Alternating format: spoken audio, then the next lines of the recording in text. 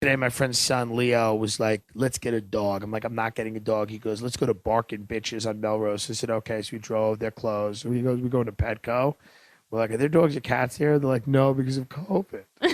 Like Petco. This is the big excuse that everyone has now. Yeah. The big excuse is because of COVID. I'm going to talk about this on the main episode this week. The big excuse now is because of COVID, we only have one person on staff. Because of COVID, we can't leave food outside of the hotel room door. Why? Postmates has been doing it for the last 4 months. Well, because of COVID, we don't want to employ anyone to work. Yeah. Because of COVID, we don't want to do anything. Yeah. And it's just so disgusting, you know? There's this industry of people who depend on those salacious stories. I know. That's what's scary. Attaching themselves to those stories so they can make money and get bigger. If they solve racism and sexism and individualism and all that every other ism that they want to make up, they have nothing to write about. They have no jobs. It is in their duty to keep it alive. And isn't it fucking convenient they've made us accountable? Isn't that fucking hilarious? I ain't saying they're not smart. Isn't it hilarious that comedians are the ones that are held accountable? Yeah. And who are we held accountable to? Who are we held accountable to? Journalists. That's what it is. Isn't that fucking funny how you guys have used those mafia tactics to hunt us with your articles, but nobody's holding you fucking accountable? Yes. Right? What do you call that? That's called fucking a smokescreen. That's called the journalists figuring it out. The journalists figuring it out and coming at us in a different way. They came at us in their way of a different way. They're using us as a scapegoat. They're using comedians as a scapegoat while they can continue to just run amok and write whatever. Well, now, yeah. And it's what it is. And a lot of them say, I did stand up 3 or 4 times. Yeah. No, you're not a stand up. You're not a comedian. stand-up. You're a fucking small time journalist. And guess what, journalists? Unfortunately, now you've met your match because all you people like to do is say, well, if you do this and I'm going to write a story, I'm going to come jam it down your throat or jam it up your ass. And guess what, baby? That's the only way I can come. So good. Good. Let's take, for example, it's a very interesting example of all this.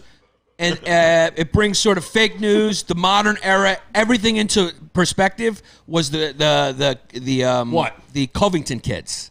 Right. That was a perfect example. Those kids walked out with about 25 mil now. So The one kid. But hey, at least it's like. And he's not done. He's not done.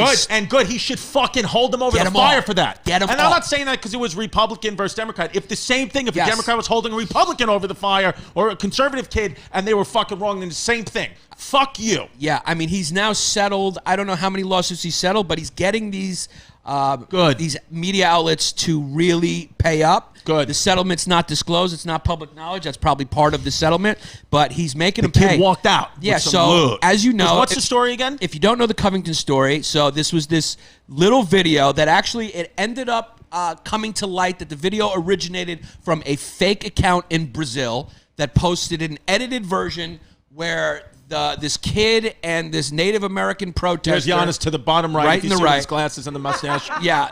There was Covington kids there, and they all had, like, Make America Great Again shirts on or hats or whatever. And they were, like, high school kids, and they were on a D-ski school trip at the Lincoln Memorial. And then this protester who was there, later we found out, marched up to them and stood in his face. But all we saw at the beginning was the clip of the Covington kid standing there with a little smirk on his face as the guy beat the drum in his face. So everyone was going, look at this, Make America Great Again, racism, the smirk that kills. This is the same smirk of white privilege I've seen everywhere. And they were talking about like a 15-year-old kid. Yeah. And then the longer unedited version of the clip came up, and it showed that the Native American actually engaged, walked into him, and the kid actually did nothing except stand there. When the full context came out. Right. So he went and sued for libel all of these news outlets because what happens. Everyone ran with the story. And it's like, then celebrities started retweeting it because everyone wants to look like they're this amazing person that cares when nobody really cares. The easiest thing you can do is retweet or tweet a hashtag. It means absolutely fucking nothing. Yeah, why would you ever want to read a book or do your own research when you can just fucking listen to somebody do it in 10 seconds on TikTok? Why? Or if you want to be a good person, you know what good people do? They go do shit and they don't talk about it. That's what it is. Like if you want to go do some fucking work, go actually get out of your fucking gated community in Beverly Hills where you're tweeting from, whatever former child celebrity you are. That's it. And go do something and stop fucking bragging about it. That's not what good people do. I don't want to see